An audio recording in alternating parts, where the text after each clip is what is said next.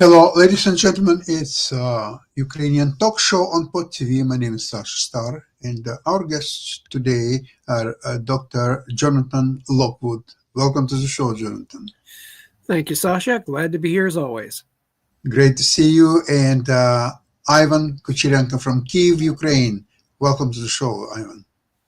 Hello, Sasha. Hello, Jonathan. Hello to Yeah. everyone. Glad to be here again with you. Excellent. And you have a video to show us? Yeah, we can start with it today. Okay, excellent. Good plan. So let's start this Attackers, video. Storm Shadow, Ukraine's Polyanitsa drone missile, Neptune, which sank the Moskva cruiser, Russia's Kinzhals, Iskanders, Ha-101s, Calibers. All of these are cruise and ballistic missiles. This is a story about the headliners of long-range strikes in the Russia-Ukraine war. According to Pentagon data, on the very first day of the full-scale invasion, the Russians launched 160 missiles at Ukraine. And this wasn't even the most massive strike. In August 2024, Russia attacked with 236 aerial weapons, 127 missiles, and 109 strike drones. At that time, 201 targets were successfully shot down. Forbes estimated the cost of that attack at $1.2 to $1.3 billion. Modern missiles are expensive and technologically sophisticated mechanisms that can fly hundreds and thousands of kilometers to hit targets with incredible precision. But what about the reality of thousands of kilometers and precision in the arsenals of Ukraine and Russia? At the end of November, the US allowed Ukraine to strike Russian territory recognized by international law. Ukrainians likely celebrated this with an immediate ATACMS strike on the tactical aviation airfield Kursk-Vostochny, as well as on S-400 positions. The much-promoted Russian S-400 air defense system, worth about $1.2 billion, failed its specialized task. The missiles reached their targets. Putin acknowledged the strike and raised an outcry that this was the first missile attack by Ukrainians on Russian soil. Thus, he admitted that he does not consider Crimea, occupied since 2014, to be Russian territory. After all, Western missiles had already struck the peninsula more than once. Even the list of these strikes in Wikipedia spans several pages.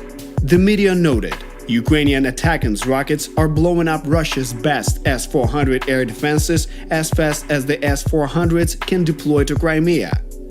So what exactly are these ATACMS? A short-range ballistic missile complex manufactured by Lockheed Martin. They can carry either individual warheads or cluster munitions. For example, this is how a cluster munition strike looks up close. We've already mentioned the range of missiles in this war reaching thousands of kilometers. This mostly concerns Russia. The longest-range ATACMS variants can hit targets only up to 300 kilometers away. Currently, Ukraine has no means of striking beyond 1,000 kilometers. Almost. However, ATACMS are distinguished by exceptional accuracy. For the MGM-140 ATACMS, a deviation of only 3 meters from the target is claimed. Meanwhile, Russian missiles sometimes miss by hundreds of meters. The same can be said for the British Storm Shadow and its French counterpart Scalp EG. These are air-launched cruise missiles with a range of up to 400 kilometers. Unlike ballistic missiles, cruise missiles travel to their targets parallel to the ground at a low altitude, usually less than 50 meters. Their advantage is that they are difficult to detect with radar. Ukraine received Storm Shadow in early May 2023. Like ATACMS, they were put into action immediately, with such success that within a few weeks, Ukraine's then Minister of Defense announced all of the Storm Shadow launches that have already occurred, 100% were successful. 100 out of 100. Absolutely effective. Storm Shadow includes a system that checks the surface beneath it and orients itself in space. In the final phase, a thermal imaging homing head operates, allowing it to hit even moving targets. During the attack, the missile sees the image, identifies the object stored in its memory, and strikes it directly. One of the most spectacular and painful Storm Shadow attacks targeted the headquarters of Russia's Black Sea Fleet. Germany's Taurus missiles, which can fly significantly farther, over 500 kilometers, could also seriously aid Ukraine. Thanks to stealth technology, it can operate at altitudes as low as 50 meters, evading radar detection. Additionally, the advanced Mephisto system makes it truly special.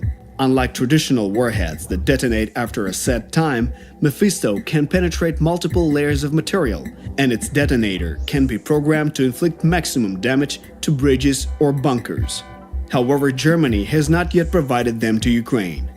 Nevertheless, the aforementioned Russia's Black Sea Fleet has fully experienced Ukraine's own development. 118 meters in length, a crew of 500 fighters, powerful armament. This is the missile cruiser Moskva, the proud flagship of Russia's Black Sea Fleet. Or rather, it was the Moskva cruiser. In the spring of 2022, this ship was sunk. At that time, nature itself showed Ukrainians that the flagship was located in a specific place within striking distance. Thanks to clouds hanging low over the water, the radar's signal simply bounced between the sea surface and the clouds, eventually reaching Neptune, whose radar range was significantly shorter. Video seems to be broken, so probably we'll watch it next time, the second half of it. But you understood how important long-range weapons are for Ukraine, and very informative. Yes, it's not only weakening Russia's ability to sustain a long-term offensive, it's weakening their capability. And when you consider that along with all the other economic measures which have been taken, which are weakening Russia's war-making ability and ability to pay and finance the war effort, that a strategic stalemate is very rapidly developing. And I'm saying stalemate, that's the worst possible case right now. A stalemate is developing where the Russians simply cannot attain their political objective of taking all of Ukraine. They are nowhere close to that. Although they are inflicting casualties, now the conflict has reached the point where with the incoming Trump administration, apparently the incoming Trump administration and President Trump now understands that reaching an agreement does not mean abandoning Ukraine. That is critically important. So you notice that the outgoing Biden administration is rushing as much military aid as it can because they are not certain what the incoming Trump administration is going to do. So they're rushing all that aid that they can to Ukraine. Now, when the Trump administration takes power on January 20th, all the indications are that they are not just simply going to throw away all the aid that's already been committed to Ukraine. They are flexible enough. They have demonstrated that they are flexible enough to build on that, to pivot. They still want to reach an agreement, but they are increasingly recognizing that the Russians are not open to a peace agreement just for the sake of having peace. They need to be made to see. The Russians must be forced to see that the cost of making a deal is far lower than trying to continue the war. And Trump is going to try to drive that cost up as much as he can within reason. Basically, I can see now three scenarios of this Trump's initiated negotiations.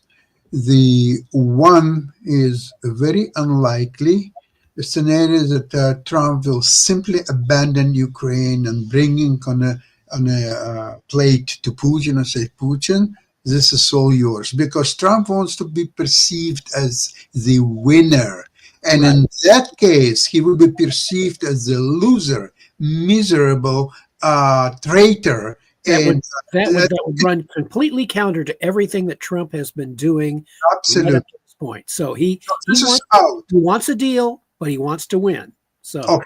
So this scenario is, in my opinion, out of question. Scenario number two. That scenario will take 3 to 4 months.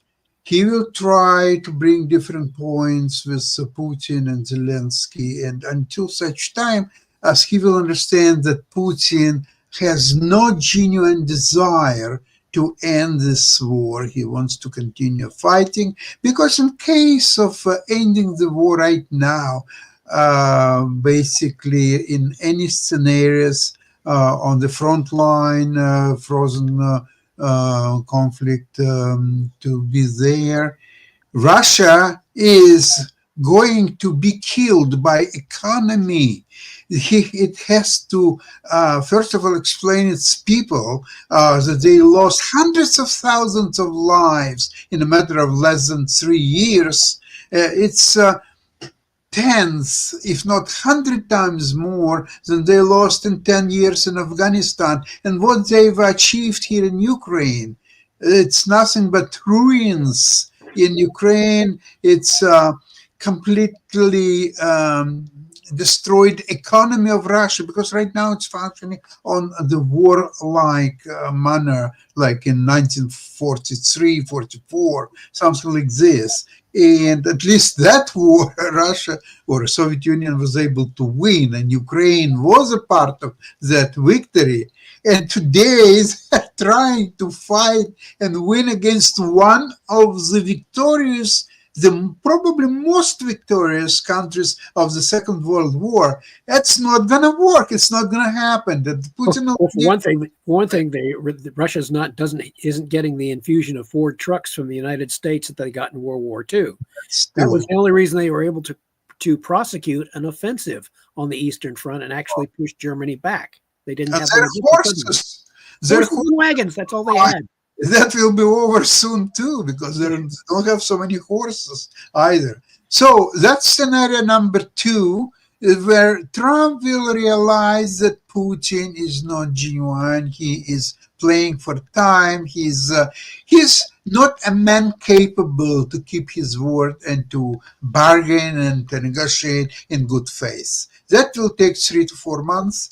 By latest May, I would assume, Trump will understand what he's dealing with. And at that point, Trump will provide Ukraine with the top American weapons in necessary quantities, if not more, to test Putin's resolve, continue to fight, obviously losing war. And the more he'll fight, the more the war will be losing for Russia. And I can tell you with almost metaphysical certitude that the companies of the American military-industrial complex are already gearing up and making plans for increased production. It's just, as they say, they see the way this is going, and that they in principle are willing to manufacture and supply Ukraine, if not anyone in the Western world who wants these advanced weapons. They are willing to do it. So now it simply becomes a matter of someone with Trump's political leadership, and if he has a unified Republican Party behind him, then Ukraine is going to actually see a major increase in support, not a decrease. The very opposite of what many people were expecting. It is very important to concentrate on a big picture and not going into details on Ukraine. There is a corruption. Putin said that Zelensky is no longer a legitimate president because he's... Try telling that to the Ukrainians. It's so he wants to negotiate with Rada instead of president's office.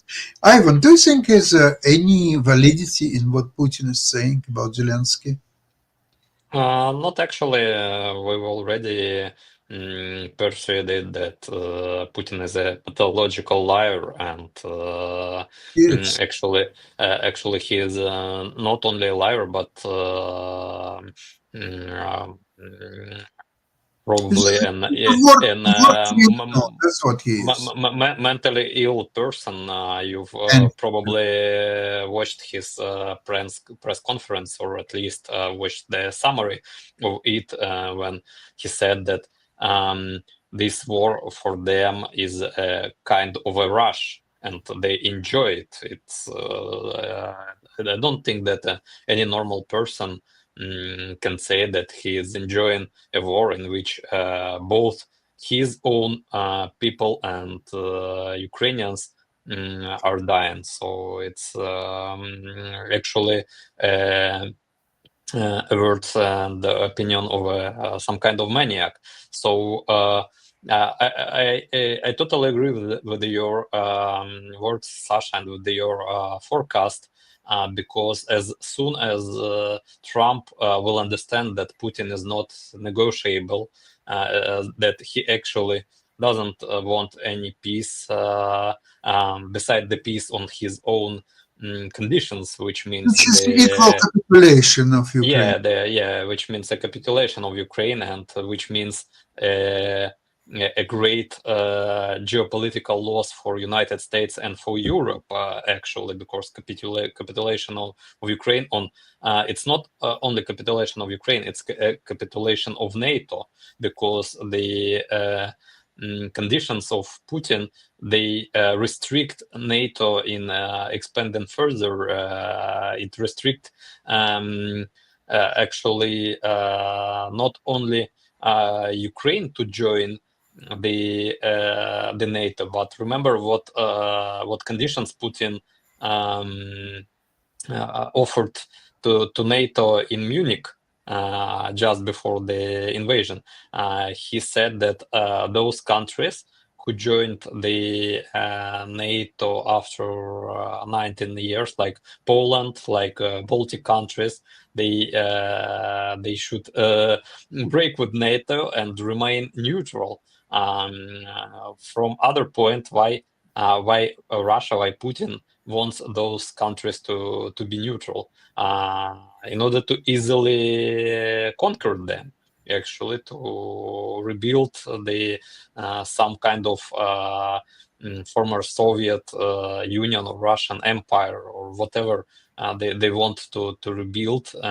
So these are actually his goals, not just defeating the Ukraine, not just preventing Ukraine from joining the NATO, but to preventing NATO for expanding, and by removing the countries which Russia considers the territory of their own interest from NATO, in order for them to easily conquer these countries in future. So these are actually insane requirements, and from one point, I'm not sure that Putin will cancel them in the near time. From other point, I'm pretty sure that President Trump will not accept such requirements, because they mean the loss for United States as a major geopolitical power. So of course he will blackmail the Ukraine for some conditions. Of course he will blackmail European countries in order for them to increase the military help to Ukraine. And actually this is good for Ukraine as well, because we need more and more military help. The most of European countries can give to us, and honestly I hope that it will lead to increasing of the military power of Ukraine and defeat of Russia in the meantime. And this is actually the only way to stop this war. Another way which also Trump can implement is the pressure on Russian economy, which is pretty weak, and which, according to the insiders from Russia, from business, Russian business, may collapse in 2025, because they had really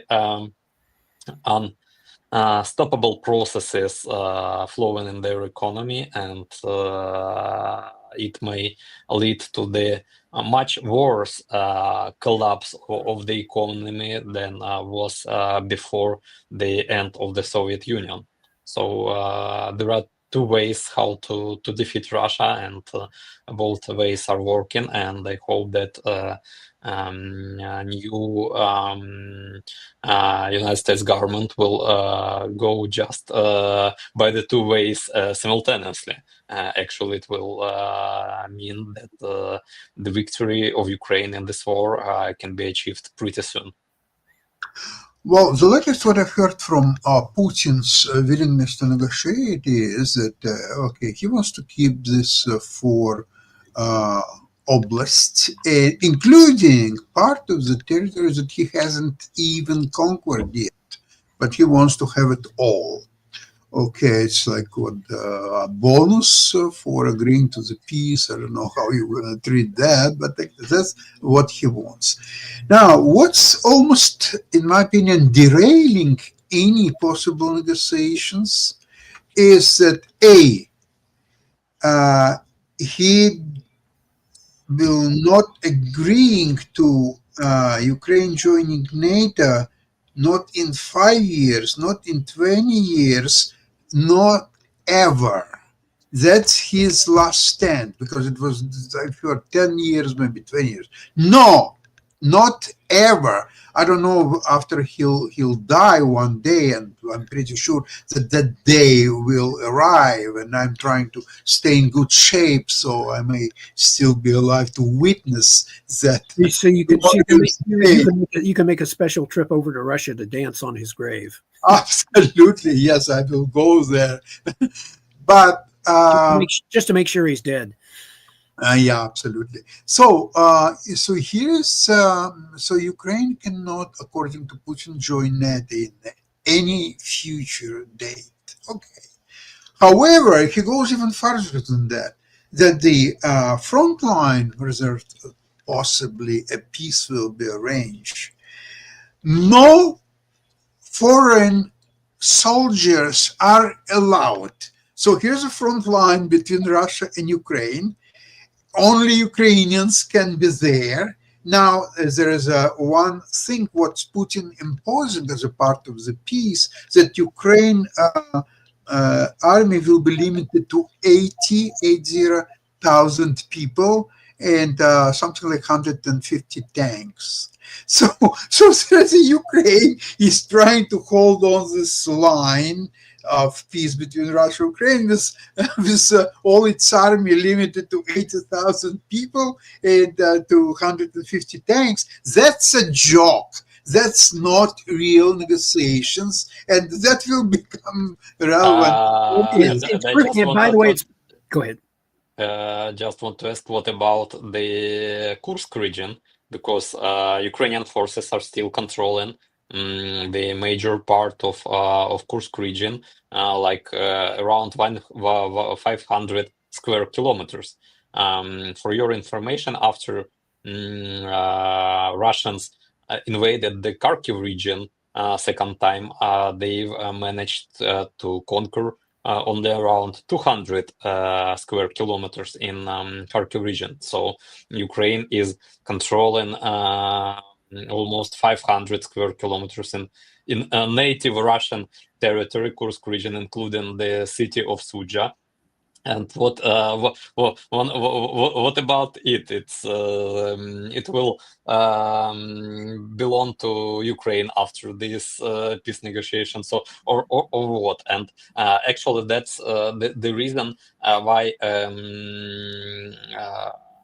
Putin can't go to some kind of ceasefire and freeze the front line, because the Ukrainian troops will stay in Kursk region in this case, and he will just become a clown for all his fellow dictators like Kim Jong-un and President Xi, that he can't even get back his own territory. Neither North Korean troops can help him to claim those territory back. Not all his Oreshnik missiles and all that Wunderwaffes. He just is not able to for more than 3 months already can claim back the piece of Russia. Of course, Russia is big, but anyway, it's important. It's a piece of Russia that he is not controlling. So it's really a funny situation. I'm wondering if Kim Jong-un would require Russia and Ukraine to give him a little bit of a territory in the Kursk region because they're fighting there. So what are they fighting for? Nothing. They should, in case of a peace, they should have a little bit, maybe 100 square kilometers of Kursk region, and eventually they will exchange that on some kind of Russian territory close to North Korea geographically. Sasha, you mentioned a third scenario. You had explained the first two scenarios. Yeah, And what the the third third? scenario, the third scenario, which I assume is even more favorable than scenario 2, which would be acceptable. What is that third scenario that could develop out of the second scenario? Well, the third scenario is actual slow, or maybe even not so slow, death of Russia. Ukraine will be loaded with all kind of imaginable and unimaginable arms and weapons from United States and Europe, and in such quantities and quantities that it will be unheard of so far. And with all this might, it will use all this against Russia on Russian territory or any other territory when Ukraine will decide when and how to use it.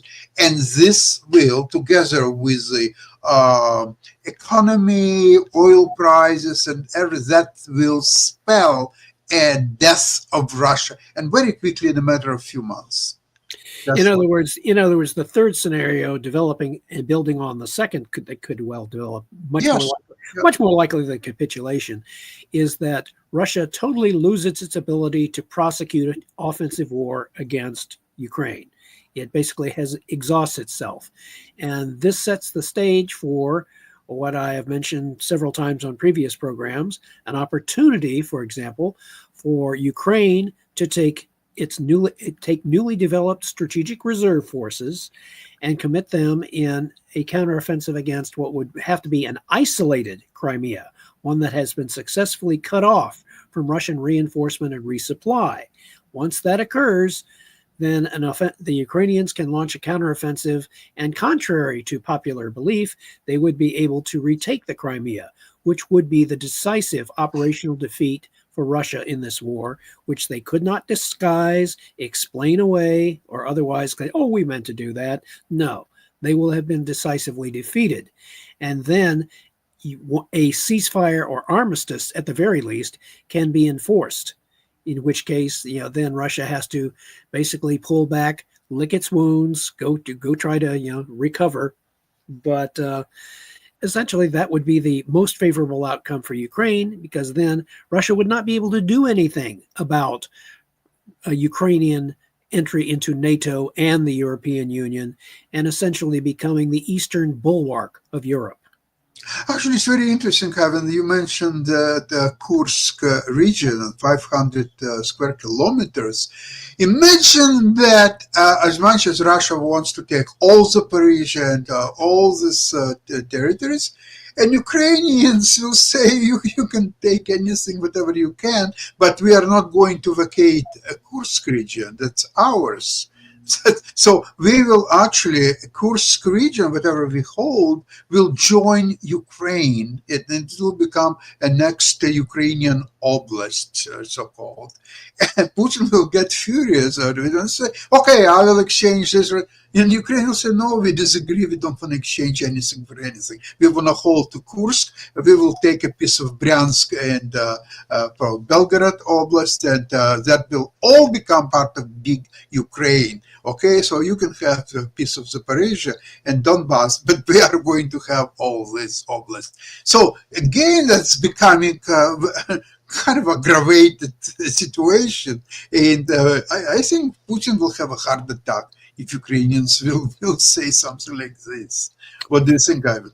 It's becoming increasingly within the realm of the possible. Yeah. We don't need Russian territories, actually. Of course, those parts of Kursk and Bryansk region, they're originally historical Ukrainian territories, because people here, they even talk Ukrainian, and they have some words Ukrainian. So these parts were inhabited by Ukrainians. But We don't need them because the modern borders are within Russia, and until Russia exists, let them be a part of Russia. After the Russia will collapse, and if the people of those regions will want to join Ukraine, they will make some kind of their own referendum, Exactly. not accompanied by the military power, neither Russian or Ukrainian. They will just express their own will and join Ukraine. Probably it will be okay. But for now, the Ukrainian operation in the Kursk region is not for annexation that part of Russia. It's is for showing that Russia is not capable to defend their own territories. That Russia is weak. That they have only great kind of PR, and they can use their propaganda to show to everyone that they have some great weapons and they are great military power, but at the same way they can't even produce their so-called Oreshnik missile without the Western equipment.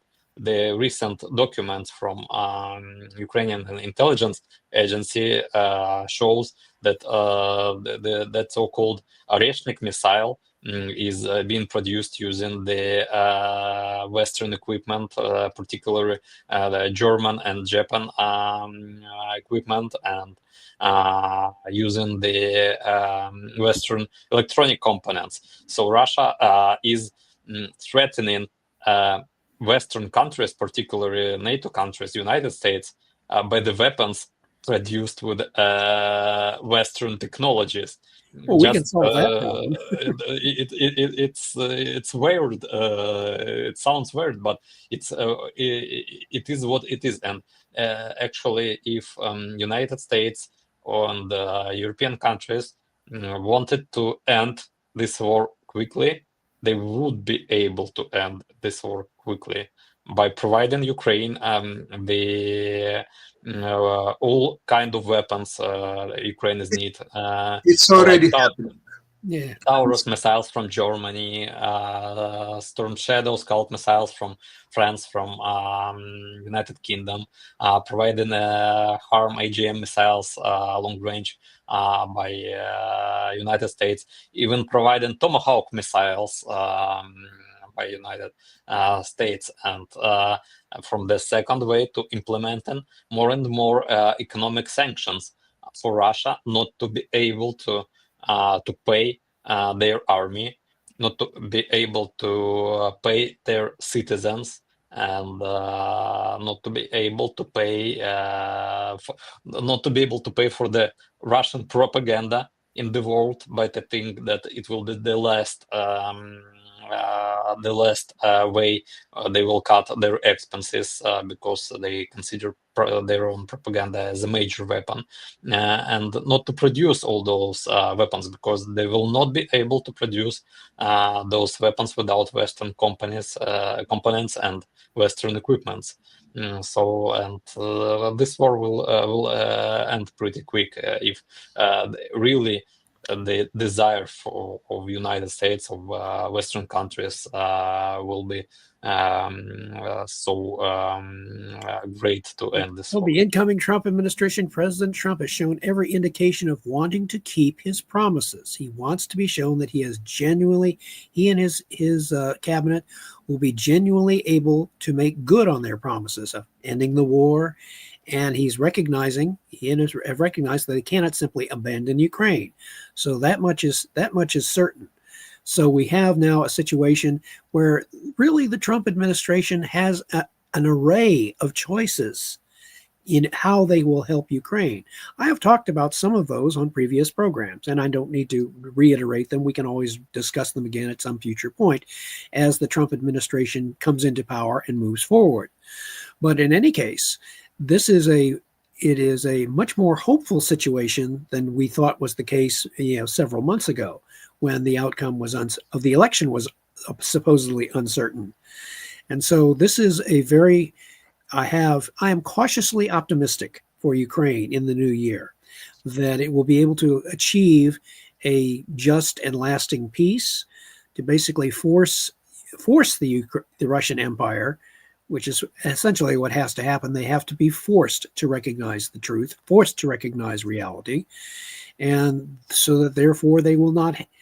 Putin's dreams will of a renewed Russian Empire will fade along with him eventually. Yeah, Jonathan, totally agree with you. And I would like to thank you and you, Ivan, for today's program. And I would like to end it with traditional Slava Ukraini. Героям слава. Thank you very much. And we'll see you on Tuesday, same place, same time. Bye-bye, everybody. Bye-bye.